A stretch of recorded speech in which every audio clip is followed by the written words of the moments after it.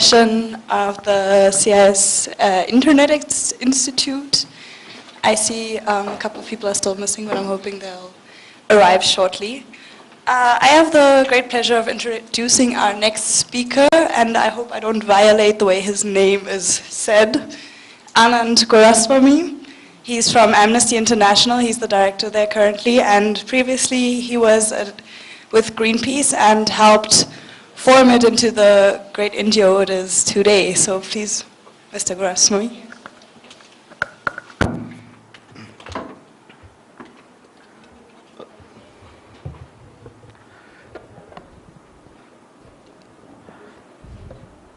Thank you to CIS for this opportunity to speak. Early mornings are always a double-edged sword. You know, the good thing about them is that people are usually fresher than they are at 3 p.m. But it could also be that the night hasn't ended for some people. Anyway, so I'm going to. I've been asked to tell you what I think, what I'm thinking about currently with respect to leveraging internet for activism. I find, you know, I don't know how many of you have noticed this. Yes, Barack Obama has. It's quite interesting. It's not apparently the U.S. Constitution has the First Amendment says that citizens are allowed to petition their government, and that right to petition the government is kind of unfettered, and the Congress cannot make any laws that prevent it. So the Obama administration seems to have taken it to an interesting next level. It's actually quite an interesting effort because you can directly petition the government. It's legitimate. It's not like, you know, a petition that, say, Amnesty runs, where you sign and then Amnesty has to go and deliver it to the government, and the government is under no obligation to act. The rules are quite interesting. The rules are, you know, if you get 150 signatures within 30 days, then it'll be displayed. And if you get 100,000, they will respond. Which is rather interesting. So this is one of the latest. This is, I think, 4 or 5 days old. You know, on Edward Snowden, and it's gathered 67,295 signatures. Okay. Yeah. So that's and what I found most interesting when I was looking at it more closely yesterday is one of those signatures is mine. It doesn't require you to be an American citizen. I found that quite extraordinary. Actually, anyone with a valid email ID. It doesn't even ask you for the zip code is optional. So you know you don't. And I read very carefully through the you know the text which says the whatever they're called, the terms of engagement, and it didn't say you had to be an American citizen.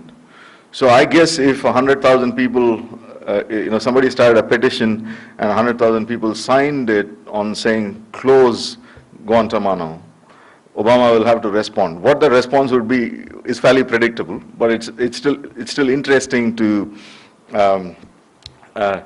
for the most powerful man on earth to say, okay, if 100,000 people, and it seems like anywhere on earth, were to petition my government, my administration on any subject, we will respond. So I thought that's quite a new sort of development, and it's not clear where this would go. This is still too new. It's not even clear whether it'd be interesting to see if we had a different president, whether they would go back on this. And I find it quite interesting that that perhaps even the people of the United States are not taking this too seriously at this point of time. Even though the administration is directly saying that it could be directly held to account. So so it's something that I think is quite an interesting development. A lot of what I'm going to say is going to be in the nature of things that are interesting, whose full potential hasn't yet unfolded. It's kind of evolving what this new way of communicating across the globe is going to do for something which is quite a bit older, namely activism. The other thing I wanted to speak to you about is another. This is one of our own campaigns where we decided that we would target Omar Abdullah. It's actually quite so. On it's about a particular act called the Public Safety Act, which is a Administrative Detention Act in the Jammu and Kashmir police system. You can be detained without charges, basically. It's a preventive detention thing. So the reason I'm putting this up is actually twofold. Omar Abdullah directly responded to a tweet. Okay, which is quite interesting. It was, if you wrote him a letter, or if you even sent him an email, or you faxed him, or did any of those things, it is quite likely that it is somebody in the administration, possibly a bureaucrat, and possibly even a low-level one, I mean, depending on the issue, who's actually writing you a pro forma response, if at all. Very often, if you write a letter to the government, you get back a letter that says, "Thank you very much for your concern. I have passed it on to so and so. He will look at it and get back to you." So on the letterhead of the. But in this particular case, I'll say a little bit more about this a little later in the presentation. Omar Abdullah actually responded himself. So Twitter seems to be a place where these leaders and decision makers seem to be real people. I mean, they're actually hanging on to their phones and, like all of us, responding sometimes wisely, sometimes not wisely. So it seems to be, if you want to get to somebody, it seems to be something that I think that kind of access one didn't have. I mean, you had to be a very influential person if you wanted to get a direct reaction out of a decision maker. And even in those circumstances, he'd probably tell that influential person, "Look, I'm telling you this off the record." So, but here he's gone on record saying something, and that's again an interesting development. I think this is again something that's developing, where you can basically directly interact with. It used to happen within corporations and CEOs with email itself. Suddenly, any employee could actually directly write to the CEO, and on occasion, the CEO would respond. I mean, I have a friend who works for Apple who found an email from Steve Jobs in his inbox one day, but that's now spreading to political leaders and so on and so forth. So there seems to be a directness to the communication that is potentially there. So, of course, not everything is perfect about. I'm calling it deliberately digital activism because I've included mobile phones and smart, non-smart, all kinds of mobile phones, voice, SMS, everything in the scope of what I'm going to talk about. So this is just a kind of setting a framework. I think some of the strengths definitely has a very wide reach. For example, if you include mobile phones, I would say in India, mobile phones arguably reach more people than anything else. I mean, it's far better than newspapers. It's even better than television, I would argue, in terms of reaching out. It's more inclusive. most of the time it works, and people are using it, people are reading their messages and things like that. Data collection is made easy, but that's again a double-edged sword. Depends on who's collecting the data, whether it's that's a good thing or a bad thing. On occasion, things can happen very, very quickly. We've seen this again and again, that the cycle between identifying. For example, this is something that organizations like Amnesty are struggling to cope with. Traditionally, Amnesty has always campaigned on the basis of a research report. So an Amnesty research report typically takes, if you're very quick, 6 months, and if you're not so quick, 12 months to put together. You have to go to the field, you have to do the investigation, you have to document, you have to cross-verify. I mean, there's a whole range of things. And then you come out with a kind of bulky tome, 100 pages, which which is all very good, it's very strong, it's very clear, and so on. But in the meantime, the world has moved on. I mean, if you take something like the Kony video, I don't know. My daughter showed it to me. I mean, I'm supposed to be a human rights activist, a professional human rights activist, if you like. My daughter showed me, have you seen this? So, and I think it was seen by 90 million people or something. And it's some unknown group of people. I found the asks of that video deeply problematic, but there it was. It had gone viral. 90,000 people were here asking the US forces to go into some part of Africa and arrest a bad man. So, I mean, the ironies of that apart, 90 million people had seen it, and they're all getting very excited by it. And they were moved, and it happened very, very quickly. It happened in a way that left even the organized organizations in the space flat-footed. The other thing is, of course, it's global communities. You can have a single identity across the globe. There's a lot more power. Many of these things we've seen a lot of these campaigns. I mean, I think one of the biggest mobilizations, of course, it included online and offline, was I think for about 190 million people or something who stood up for that end poverty thing. They did if you counted all the people who did something, it was 190 million people acting in a particular time window on a particular issue. Not all of them did what we would call digital activism, but that kind of mobilization wouldn't have been possible without the underlying digital technology and the communication means there was. The other interesting thing about this global communities is, things could be, let's say, a minority, small interest in some place, but if you aggregate it across the world, it can become quite big. That's actually also quite interesting. A good example of that, although not in the activism space, is Onion.com. How many of you know Onion? Yes, I'm sure we all enjoy the Onion quite a lot.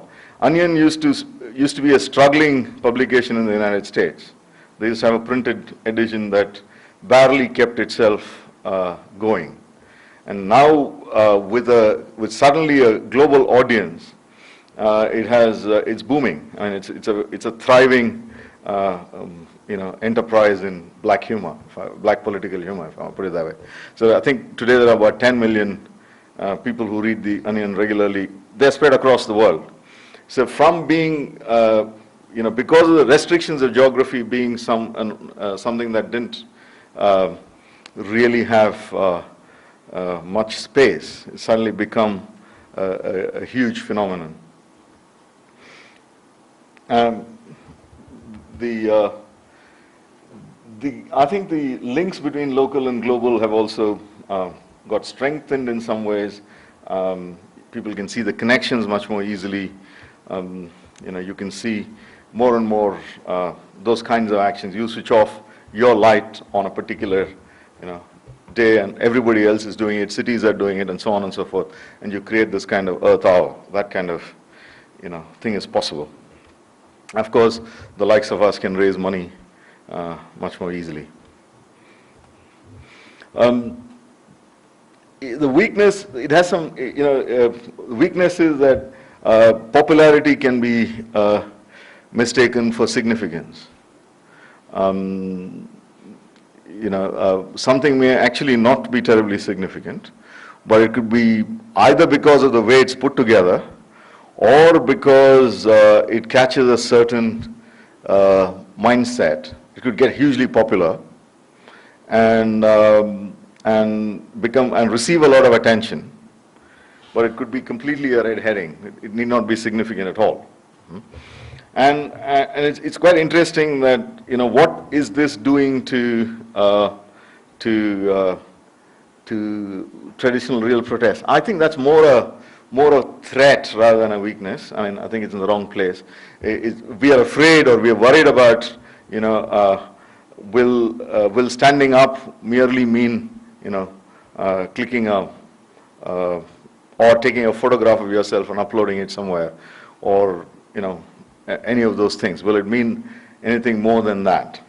That's and the third one I think is fairly real. We have many organizations, I think, that are coming up that don't really have any action beyond the internet.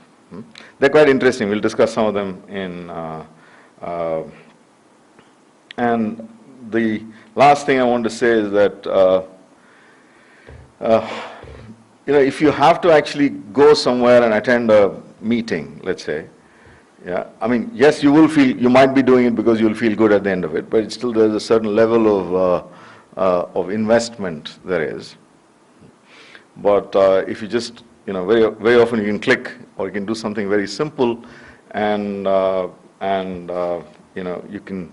So the emphasis on the trade-off between actually making a difference and feeling good is skewed quite heavily in favor of doing something simple to feel good.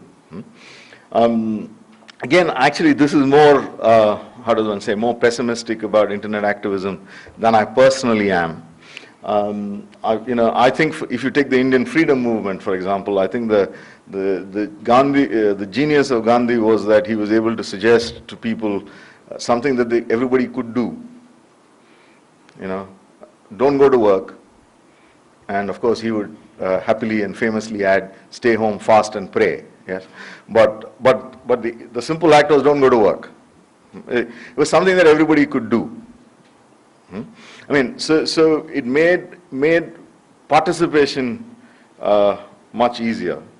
So I'm not as pessimistic about many of these things as that slide seems to suggest.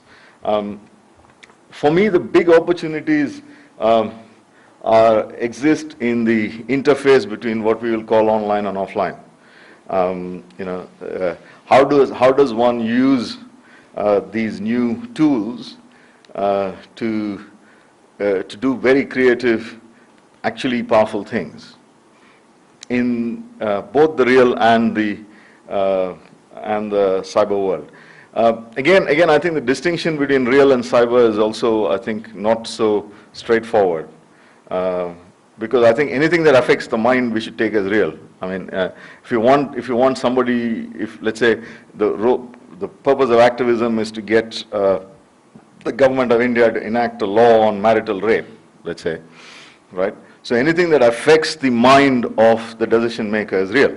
I mean, it doesn't matter whether it's done by physical bodies, having a go with the police at India Gate, or it's done in some way. Anything that affects the mind space is real. Anything that affects our mind space is real too. So the line between cyber and offline is not that clear.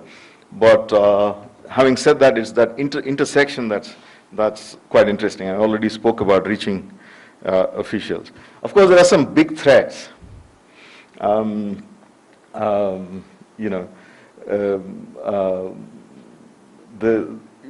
threats that generally threaten the internet could quite easily threaten activism on the net too. Activism also has sometimes activism has a higher threshold requirement for privacy, for for some of those things. This is, again,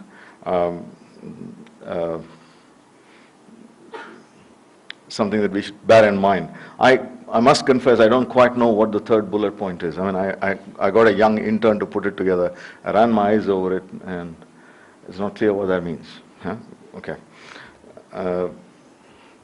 So this is, you know, nothing really new in this. The point here is that you can have, you know, there's a very interesting term, I'm sure many of you have encountered it, slacktivist, you know. So you can have, I think you can have online and offline slacktivists. So slacktivists need not be restricted to people operating on the online space.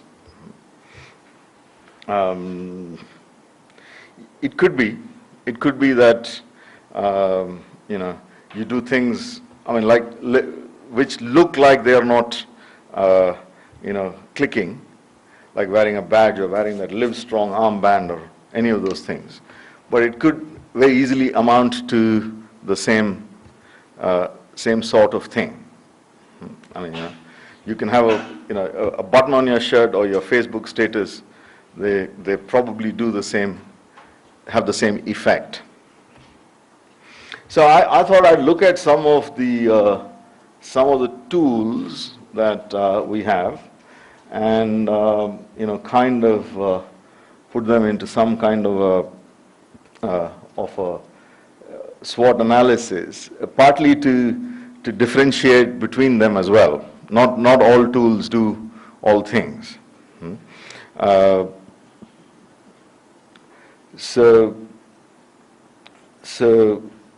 think, you know, I think most people know more about Facebook than I do. I'm not on it, so you know,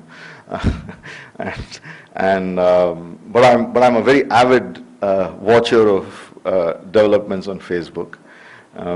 It's actually quite interesting what's happening there, and we can, you know, for instance, for organizations such as Amnesty, social media is becoming more and more a much bigger tool. I think partly because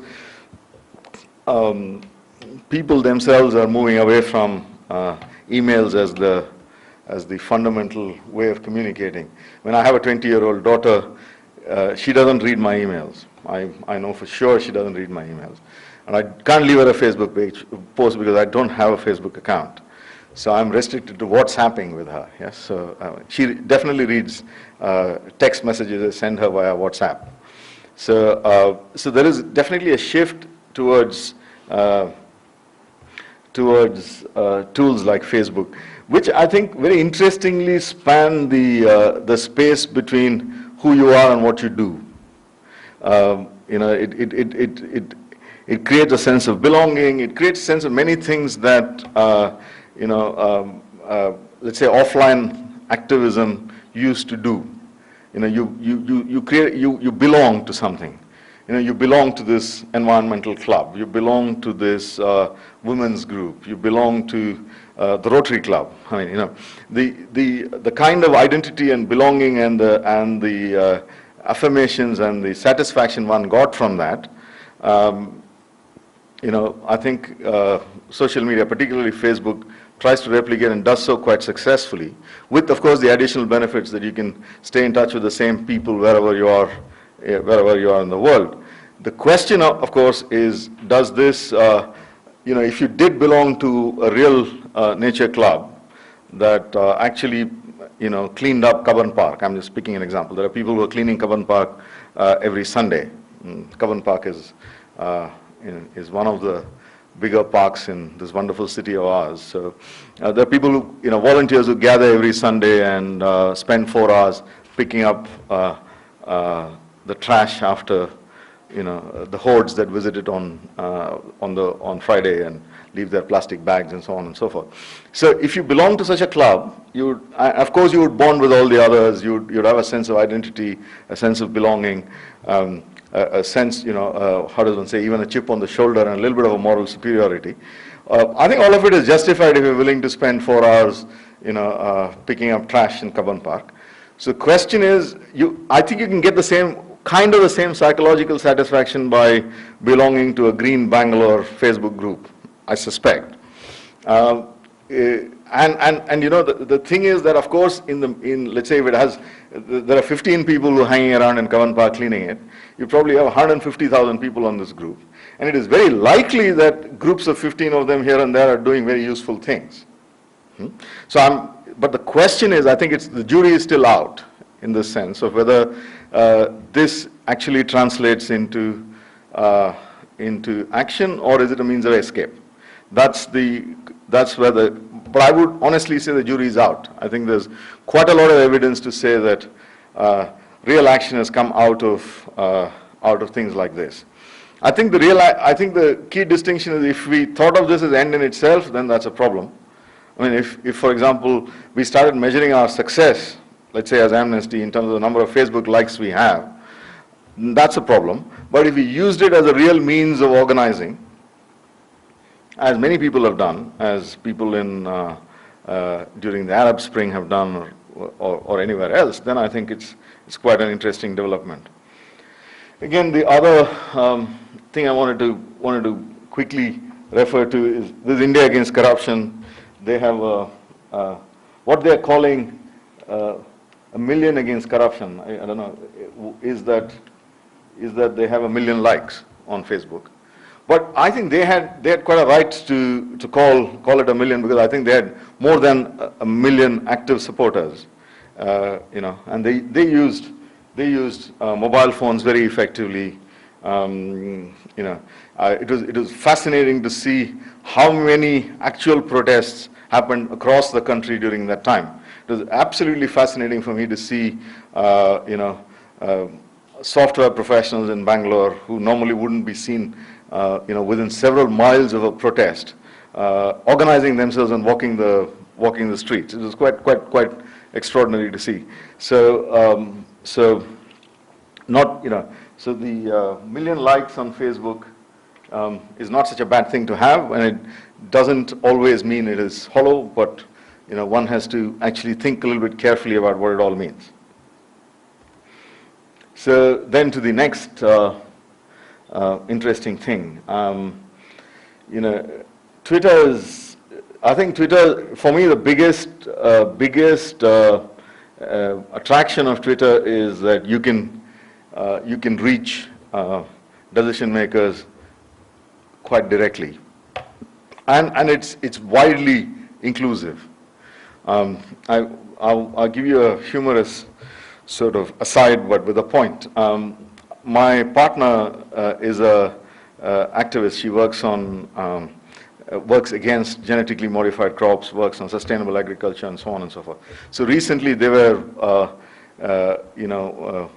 targeting Mr. Sharad Pawar, our agriculture minister, on, I think, the Biotechnology Regulatory Authority bill or something.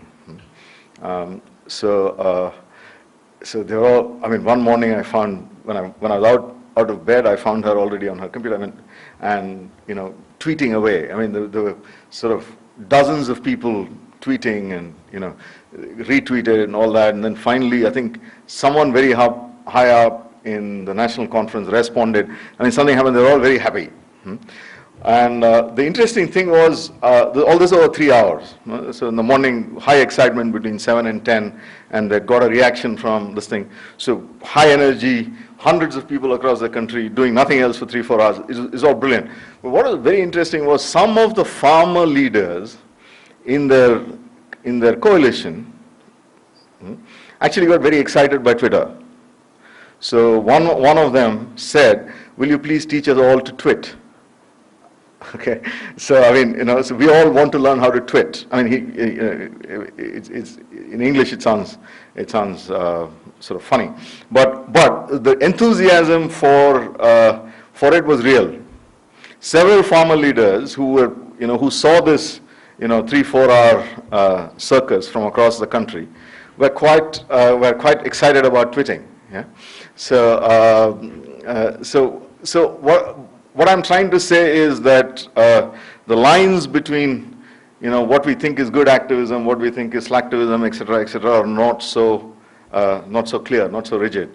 I think they have huge potential, and pretty much, I think anybody could be excited, could take part in it. And of course, if you remember that, I think 2 or 3 years ago was the first class of in the U.S. of Gen Y who landed in university, people who don't remember a world without internet. So they do not have a memory of a world without internet.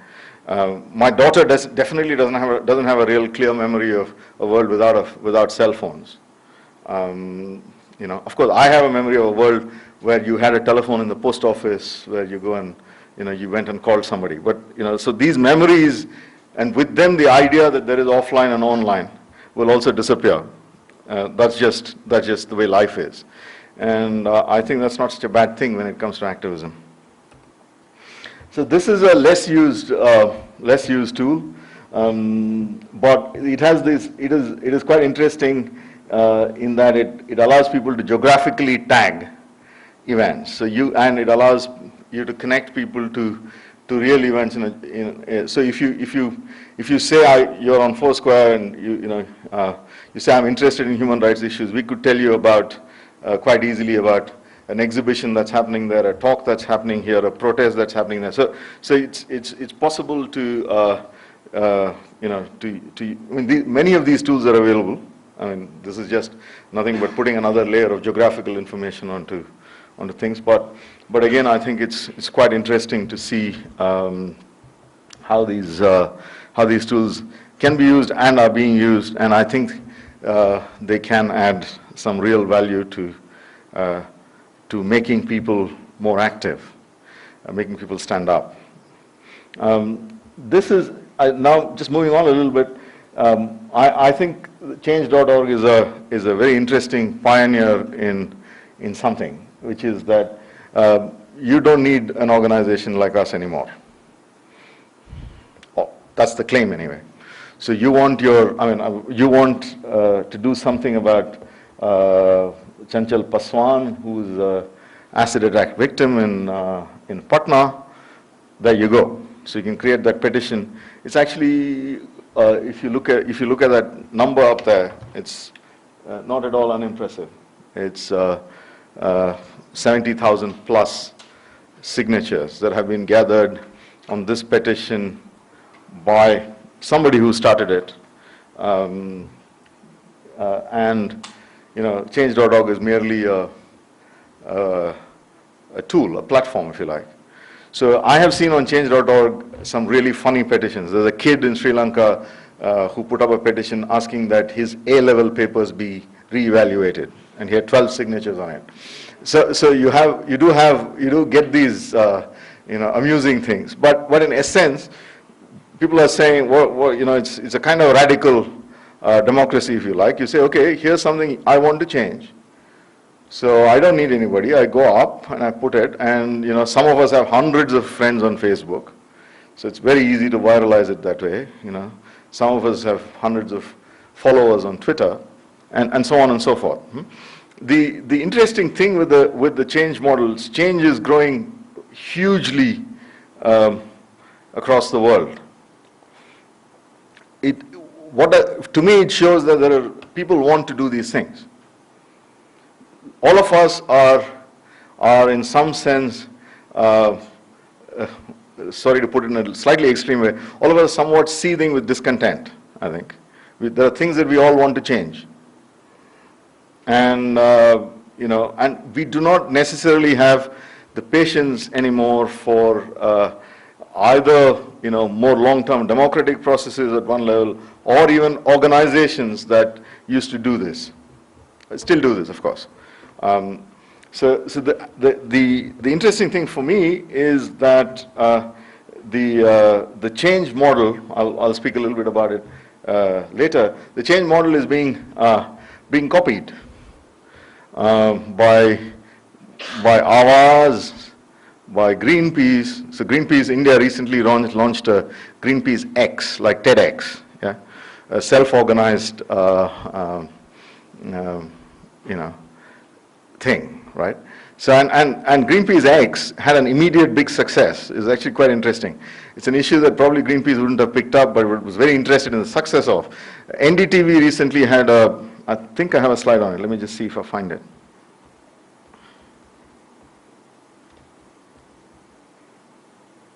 Yes, this is the Greenpeace X.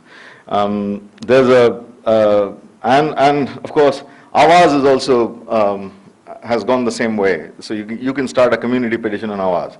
So this is, I think, an emerging trend in internet activism, where people are more or less demanding to organizations like us get out of the way. So if we want to do something, we will do it. Yeah. So of course, what happens is that for organizations such as ours, that's a very important signal, which is a great thing. It's a great thing that lots of people want to make change. Of course, for example, if you take that Change.org petition, what does that person do with those 70,000 signatures? Right? For example, has that person been able to do a good analysis of whether the district magistrate, who the petition is targeting, is actually the right person to target? These are things that organizations, good campaigning organizations like Amnesty or Greenpeace do thoroughly.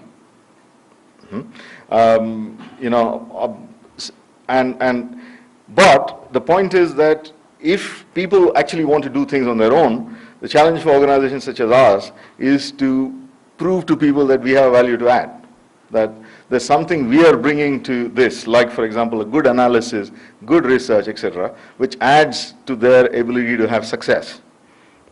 So that's the challenge for all of us. But nevertheless, this is the direction in which it's going. So Greenpeace X, somebody started a petition. NDTV had gone into a partnership with Monsanto, or Monsanto was the sponsor for one of these big events, an award, some contest and an award. You know the kind of thing I'm talking about. Green this, blue that kind of stuff. And so somebody said that, so somebody's, all the anti-Monsanto, it's not even groups, some individuals started this petition on Greenpeace X. And I think it was 3 or 4 days, and we know that NDTV withdrew from that partnership. By the way, I have a view on whether NDTV ought to partner with Monsanto or not. My view is no, but I'm not here suggesting that that NDTV's withdrawal is necessarily a great thing for society. I'm just talking about the power of activism. So, we know that there's been quite an active debate within NDTV on what kind of sponsorships should responsible media houses take, which we think is a very good debate for them to have.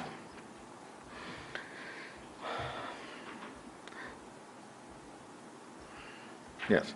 So YouTube, when I first saw YouTube, I must say that I thought it was ridiculous that that you record yourself and stick it up, right? But seeing what YouTube has become today, I think the only thing that was missing at that point of time was imagination. I just couldn't imagine what it would be like. So it's actually fantastic. More and more. Well, again, is a good thing or a bad thing, I don't know, but more and more people seem to prefer watching rather than reading. Of course, at one level, watching bypasses the literacy barrier. For example, I don't need to say too much more about it. And increasingly, I think a thing like YouTube is available to everybody through their phones or through cheap tablets. So it's not it's not something that is restricted only to the likes of us. So I think there's great potential there, and I think it's getting exploited quite dramatically. So we've as Amnesty in India, we've played around with mobiles quite a lot, and I want to draw your attention to. Of course, it's cost-effective, it's fast. We've reached about 2.5 million people there are about 2.5 million people on our mobile database who do things with us. Most of these are, we know that most of these are people without smartphones. They're people carrying the old-fashioned Nokia. Many of them, for example, many of them don't, we know that many of them don't like reading. Even text messages they don't like, it's not really the thing that they do. And of course, with text messages and old phones, there's a language barrier as well. Many of the old phones don't have Unicode, so you can't send a regional language text. But we find that we could still do quite a lot of, and of course, the second point I want to make before I get to the diversity is the immediacy of it. You can, for example, if you send out a message, if people don't, like an SMS, call to action, if people don't respond in half an hour, you know that they're not going to respond. Right? So, so it's the process of response, the feedback, the speed at which you can move is quite amazing. You can have something that, can be a great idea in the morning, and by lunchtime, it's not working. Yeah? Nobody's interested or whatever. So it's actually, and of course, it's quite cheap as well at the moment in India. So the other thing we found is that you could actually do a variety of things within the old-fashioned phone. We could use voice, which we liked quite a lot. I mean, technology is not new. The IVR has been around for a very long time. Every time you call Citibank on for your credit card, or Jet Airways or any of these people, you get this irritating voice that puts you on hold. So the technology is not new, but voice has a certain, we find the voice has a certain very interesting connotation. First, if you're talking, it bypasses several barriers. Literacy is not a barrier, whole range of things are not a barrier. Second is if you're asking people to tell you what they think in words with their voice, that's we find again very, very interesting and very powerful. Quite literally, many people in this country, the vast majority don't have a voice. And I mean that very literally. I don't mean they don't have the opportunity to write. I don't mean they don't have the opportunity to text. I mean they don't have a voice. They don't get an opportunity to speak about some of the things that they care about. And you could very easily ask people, as we have done, so call this number and tell us what you think about this issue. And if you're very successful, you have a nightmare on your hands because you have 100,000 voice messages to listen to and sift and so on and so forth. And of course, you will discover that, many people have very diverse opinions, not all of which, for example, in a call to action with Amnesty, you'll have people demanding somebody be executed and so on and so forth. So you'll have that diversity, but that's the diversity of people as it is. But the act of voicing, quite literally, is I think quite interesting, and we're able to enable that, I think, in a new way. So what we are finding is many of the things that an organization like Amnesty, which has been hanging around for, which has been around for 50 years, many of the things that is done traditionally, you could adapt to the digital world, and in a very inclusive manner. By adapting, we think certainly by adapting to mobiles, we are not excluding, pretty much we are not excluding anybody in this country. We are excluding some, but we are not excluding too many. So this is another example, came from Pakistan. I'm sorry the colors aren't as good as they should be. Martial law, media blackout, yet protests happened. And we've seen this again and again and again, there's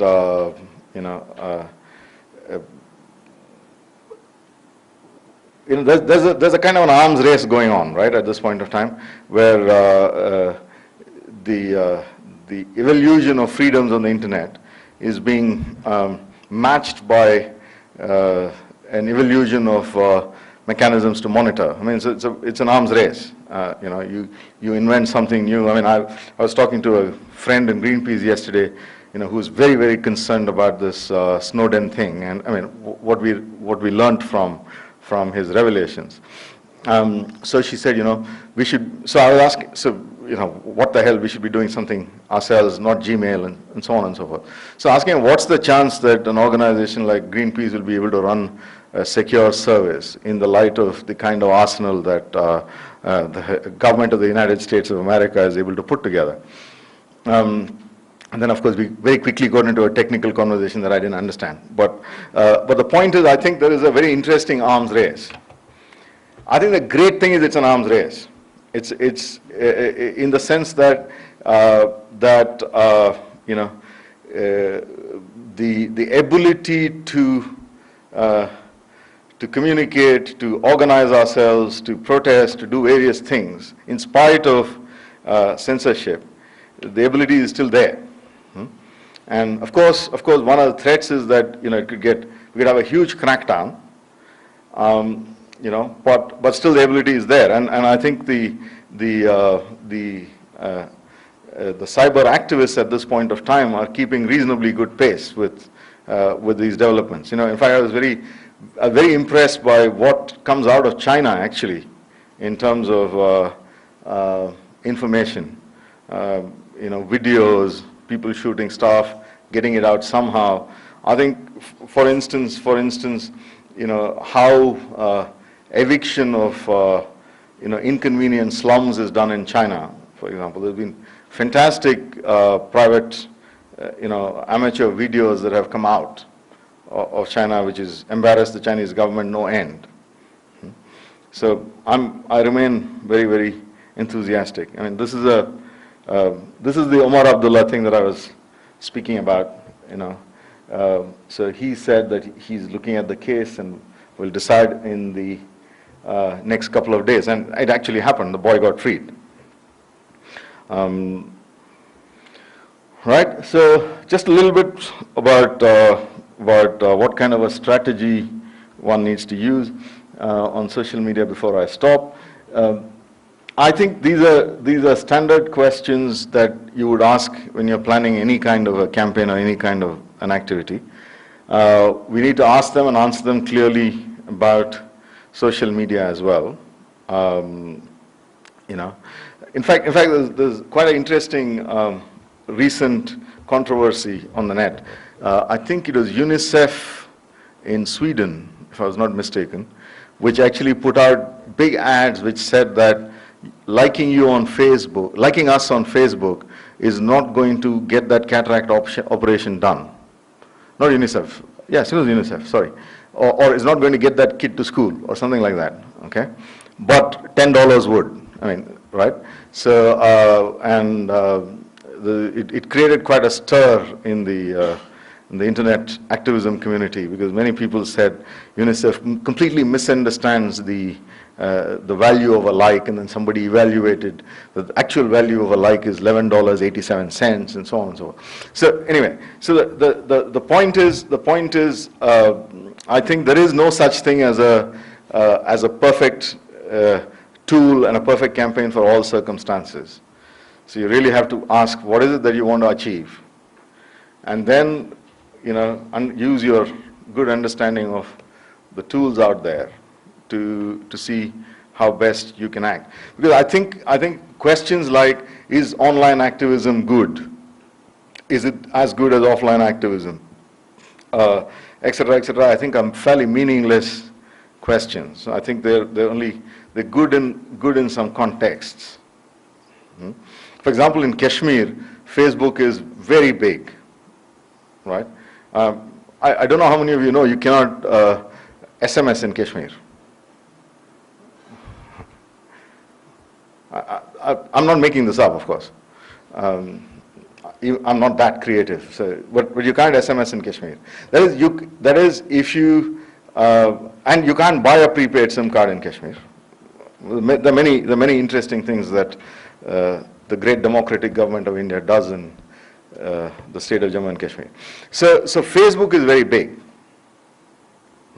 So organizing on Facebook is one of the means by which the people of Kashmir protest or rise up or be active.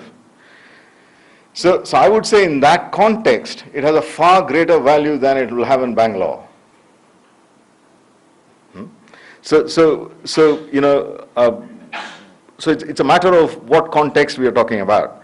So there is no universal answer to what is a good strategy, what is a good tool, whether offline, online are equally good or equally bad. Those are not questions we can answer in a universal sort of way.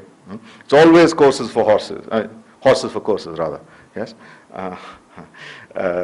it's always that, and that's where the skill of campaigning, comes into play.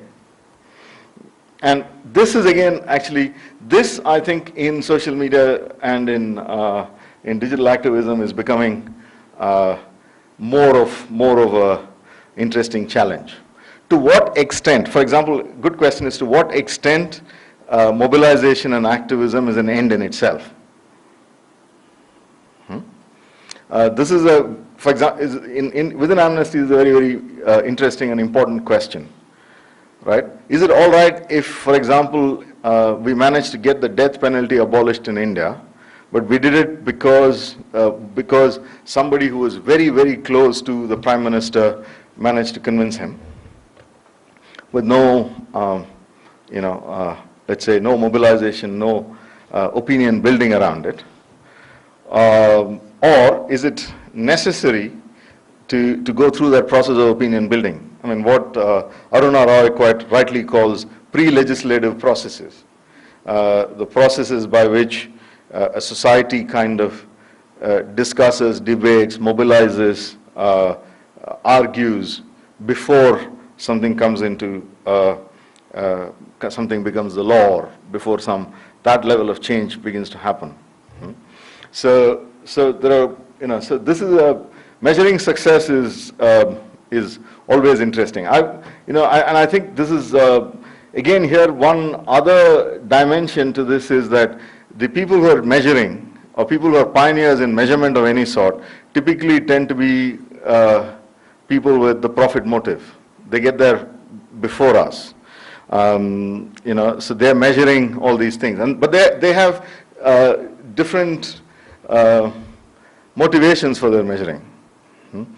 And then what happens is that when civil society comes in, or when NGOs come in, or campaigning organizations come in, and they try to measure their own activism, then they're having to borrow those tools. And you find that many of those tools, from the viewpoint of us, many of those tools look like means to an end rather than ends in themselves. And also very often, in NGO campaigns, there is not a point of purchase. There isn't very few. Like you're running an election campaign, then you can say there's a clear point of purchase. You vote and that's it. So if you vote according to the campaign, then the campaign is successful.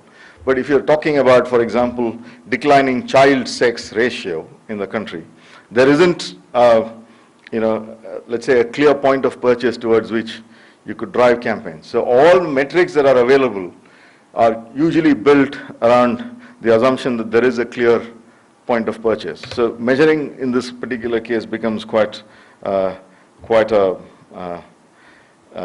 challenge. There are tools developing to do that, but again, many of these tools are,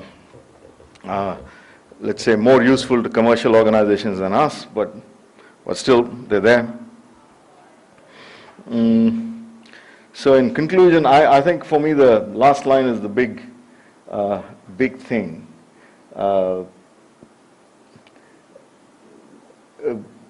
Neither digital nor traditional activism, I think by itself, under all circumstances, you could make a case for them to be successful. But I have a feeling that if we stop thinking in those silos, and if we really started thinking about, okay, what's it that we want to do, and what's the most effective way of doing it, using everything that is in our arsenal, then I think the campaigning becomes a much, or activism becomes a much more unstoppable force. And I would say today, on balance, citizens and groups of citizens have a better chance of having an impact than they did some time ago. I think on balance, I mean, this is a value statement that I'm making. It's not yet clear, but I think on balance, we are in a better place than we were. Thank you.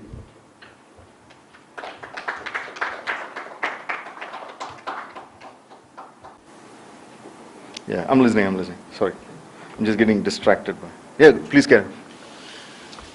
Yeah, you mentioned Amnesty reports, and we know for sure, even as journalists, we would look forward to them, whether it was Gujarat or something happening in Bihar or anywhere in the world. What happens to that kind of work, You spend 6 months, a year, 2 years, and then you come out with reports. One, I would like to know from you, one is, do they become completely irrelevant, or do they get relegated to the background with the tweets and all taking over? Or do you find that the new media helps you to reach them more people? Yeah. I think it's all of them. All of them are happening at the same time. One is, it's a challenge to be relevant. What I mean to say is,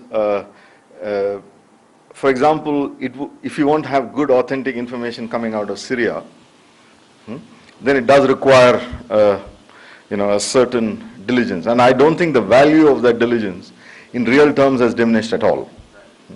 And the challenge, however, is how to marry that better with the more shorter time cycle, in a way that, so when your thing is coming out, it doesn't look outdated and jaded and no one's interested in it anymore. The attention has moved on. Because in the end, attention is not an end in itself, but without attention you can't get change. So that's the challenge. So we are, this is our struggle, how to keep our authenticity, quality, seriousness, etc. alive, but how to do it in a more topical way. How to cope with, for example, the fact that most news today breaks on Twitter, right? So, yeah, so these are things that we are struggling with. I think the value has not diminished. I think the real challenge is for the value of that to continue to be communicated to this growing audience. I mean, I think my daughter, for example, has little patience with a 90-page report. She's certainly not going to wait 6 months for Amnesty to tell her something. So how does one, and we do want, the movement to spread. We do want, good quality human rights work to spread. So these are the challenges. I don't think the value has diminished at all. Yeah, you spoke about mobilizing participation in various activities. Can you share some thoughts on how do you keep your constituents engaged on an ongoing basis around causes? Not just 150,000 likes, but probably more segmented for specific causes. I think it is the best, for me, the best way of doing that is what I would call open campaigning. From the beginning, you tell your audience what your strategy is. So you don't sort of believe, you don't mobilize them on bits. The bits will come. For example, let's say we want to hold the Rajapaksa government accountable for what happened towards the end of that war in Sri Lanka. Let's say that's the thing. So you say from the beginning, how is it that you think it's going to be achieved? What is your theory of change? I think you should share that openly. Then people will stay with you through the journey. Then the moments in that journey, let's say like the UN HRC vote, or the Commonwealth Heads of Governments meeting in Sri Lanka, or something else, the moments along the way then have significance. So I would think that the real challenge is that organizers, do not, maybe they're not clear themselves, but more often they think that, strategy is something that they should hold close to their chest, and they should just, like traditionally politicians tend to do that as well. They tend to play the audience a bit. I think that's a temptation which we should, which is less and less effective. If you want people to stay with you, you have to tell them the whole story. and convince them that this is a good story to stick with. And that would be my answer. And we try and do this. We're not very good at this. We're not as good at it as we should be, but this is our direction of travel, if you like.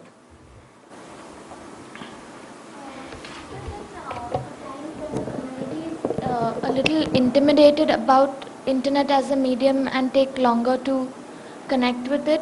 Just an example, we have a community blog that my NGO runs, and right now we go to communities in Dharavi and Girangaon to take oral stories from them. They're a little scared to come up. They have internet, they would want to write these stories, but because it's about redevelopment and there's a heavy builders lobby and there's so much changing, that they are really scared first to, they're intimidated to write, and then second to tell their story. Yeah. How do you? I think we should be careful not to, I think there's a reluctance. I think we should be careful not to present that reluctance as a technological barrier. It's not actually a technological barrier, because I find, for instance, I find, for instance, one of the easiest things that people get over is the use of the devices. I mean, the devices are getting more and more friendly, and anybody who wants to use learns how to use it, and so on and so forth. And mobile phones are a very good example of technology that's really seeped. And I see increasingly small, cheap tablets as again something that just spreading very, very widely. So, but the other thing which you're talking about, which is old-fashioned intimidation or fear of intimidation, that's very real. That, the fact that you have internet may take it away, may not take it away. For example, this Public Safety Act campaign we are talking about in Kashmir, we have this very interesting phenomena that I think we've had 300 or 400,000 visits to the signature page, but only 3,000 signatures. And even on the mobile phone, the idea that, one of the things we had to constantly emphasize, I don't think we succeeded, I don't think we succeeded in convincing people, is that if you sign using your mobile phone, your number will not be passed on to the government. But again, we can't be sure you're doing this traditional offline, there is the security of the group. Here you are having to very much take actions on your own. You're saying, I am signing, I so-and-so is doing this, and so on and so forth. So it makes it a little bit more complicated and possibly really dangerous as well. So the reality of power does not change with the medium, I think.